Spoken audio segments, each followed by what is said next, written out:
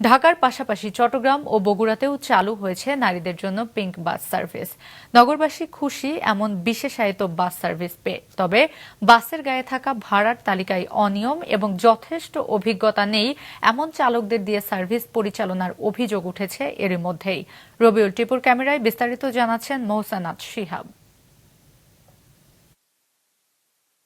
Google map বলছে চট্টগ্রামের ২ নম্বর gate মোড় থেকে আগ্রাবাদ পর্যন্ত দূরত্ব ৪.৮ কিলোমিটার।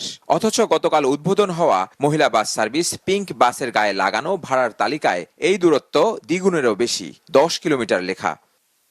বিআরটিসির দেয়া প্রতি কিলোমিটার ভাড়া ২ টাকা ৫৩ পয়সা করে হিসাব করলে এই পথের ভাড়া আসে ১২ টাকা ১৪ পয়সা। এই দূরত্বে লোকাল বাসগুলোতে ভাড়া নেওয়া হচ্ছে ১৫ টাকা, আর বিআরটিসির তালিকায় সেই ভাড়া লেখা ২৫ টাকা। দূরত্ব নিয়ে অসঙ্গতির অভিযোগ রয়েছে অন্তত আরো ২টি গন্তব্যে কম দূরত্বের পথ তালিকায় বেশি দেখিয়ে অতিরিক্ত ভাড়া নেয়ার অভিযোগ করলেন যাত্রীরা। যে ভাড়াগুলো বেশি, এটা নিয়ে উনি যাতে আলোচনা করে। নারী চালক থাকবে, নারী কন্ট্রাক্টর থাকবে, নারীরা সেখানে নিরাপদভাবে যাতায়াত করতে পারবে। সরকারের কাছে আমার আবেদন থাকবে বাসের সংখ্যা যাতে বাড়ানো হয়। আর এটা তো কালুরঘাট টু পতেঙ্গা রোডে চলাচল করবে শুধু, আমি চাই অন্য রোডগুলোতেও যাতে লেডিস বাস চালু হয়। বিশেষ করে যে টাইমগুলো হচ্ছে আমাদের অফিস আওয়ার, এই টাইমগুলোতে যাতে পর্যাপ্ত পরিমাণ গাড়ি রাস্তায় থাকে।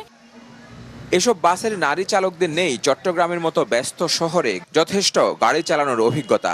গাড়ি চালনায় অল্প কিছুদিনের প্রশিক্ষণের পরই চালককে নিতে হচ্ছে এ চ্যালেঞ্জ। একই অভিযোগ বগুড়াতেও। আমি সর্বপ্রথম বগুড়াতে ছিলাম ১ মাস যাবৎ, রোডে গাড়ি চালিয়েছি। তারপরে ওখান থেকে আমরা গাজীপুরে আসলাম।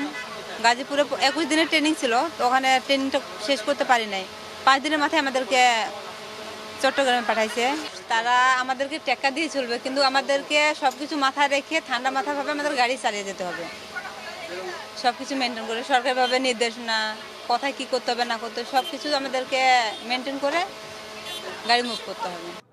বিআরটিসি কর্তৃপক্ষের দাবি, প্রশিক্ষণ ও নিরাপত্তা নিশ্চিত করেই চালু হয়েছে এ সার্ভিস। ভাড়ার তালিকায় ভুল থাকলে সংশোধনের আশ্বাস জানান তারা।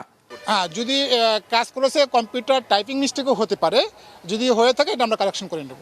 Road sign, road signal, traffic সংক্রান্ত যাবতীয় নিয়মকানুন এবং বাংলাদেশ সড়ক বিধি সম্পর্কে, আইন সম্পর্কে টোটাল বিষয়ে তাদেরকে প্রশিক্ষণ দেওয়া হয়েছে। আশা করছি অবশ্যই তারা সেই আইন নিয়মকানুন আইন মেনেই গাড়ি চালাবে। নারী যাত্রীদের চলাচলে দীর্ঘদিনের নানা প্রতিবন্ধকতার স্থায়ী সমাধান আনবে বিশেষায়িত এই বাস সার্ভিস। প্রত্যাশা সবার। মোহসানাত শিহাব, মাছরাঙা সংবাদ, চট্টগ্রাম।